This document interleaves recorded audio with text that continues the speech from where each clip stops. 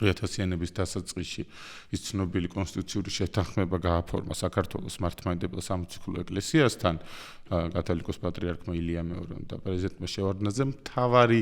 განმაპირობებელი ამ შეთანხმებისა იყო ერთადერთი რამ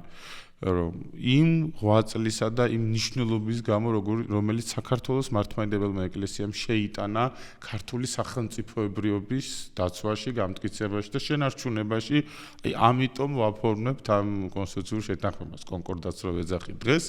და ეს იყო ყველაზე მთავარი არგუმენტი და ძალიან ესეთი დასავლეთისთვისაც მათ შორის ძალიან მისაღები არგუმენტი და მისაღები დოკუმენტი იმ ნაწილში რომ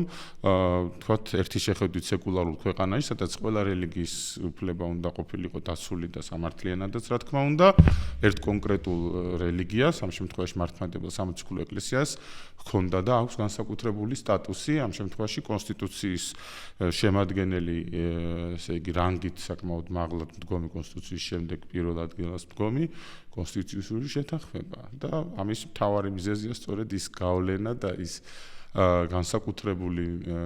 ესე იგი 8 წლი და დამოკიდებულება რაც მართლმადიდებელმა ეკლესიამ საუკუნეთა განმავლობაში ჩამოაყალიბა როგორც რომ დაცული ყოფილიყო ქვეყნის სახელმწიფოებრიობა. ეს პირდაპირ ტოლობის ნიშნის დასმა, ხო?